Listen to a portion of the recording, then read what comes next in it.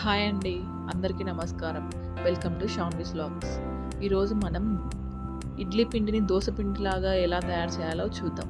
First అయితే ఒక mixie జార్‌లో కొంచెం బియ్యం పిండిని తీసుకోండి. తర్వాత మన దగ్గర మిగిలిపోయిన ఇడ్లీ పిండిని యాడ్ చేయండి.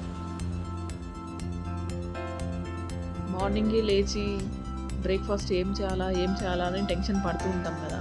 అలాంటి టైంలో నాకు నిన్న ఇడ్లీ పిండి మిగిలిపోయిందని గుర్తొచ్చింది. అప్పుడు ఇలా చేశాను. ఇలా తగినంత ఉప్పు వేసి బాగా మెత్తగా గ్రైండ్ చేసి ఒక బౌల్లోకి షిఫ్ట్ చేసుకోండి. ఈ కన్సిస్టెన్సీ ఉంటే సరిపోతుంది. తర్వాత ఒక మిక్సీ జార్లో ఆనియన్స్, పచ్చిమిర్చి, కొత్తిమీర, అల్లము వేసి బాగా గ్రైండ్ చేయండి. ఆ పేస్ట్ని ఈ పిండిలో యాడ్ చేయండి. మొత్తం బాగా కలిసేలాగా కలపండి. చివరిలో జీలకర్రని యాడ్ చేసుకుందాం.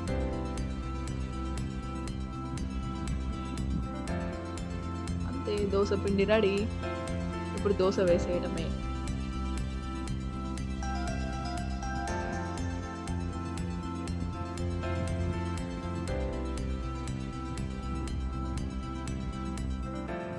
ఒక్కసారి ట్రై చేసి చూడండి, చాలా టేస్టీగా ఉంటుంది. ట్రై చేశాక ఎలా ఉందో కామెంట్ చేయండి.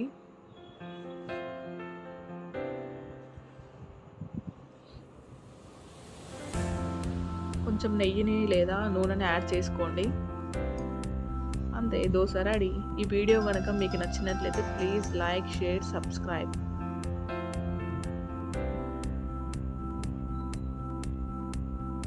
దోస కలర్ చేంజ్ అయ్యాక టర్న్ చేసుకోండి. అంతే, దోస రెడీ. మీకు ఇష్టమైన చట్నీతో సర్వ్ చేసుకోండి. చూడండి, దోస చాలా సాఫ్ట్గా యమ్మీగా వచ్చింది.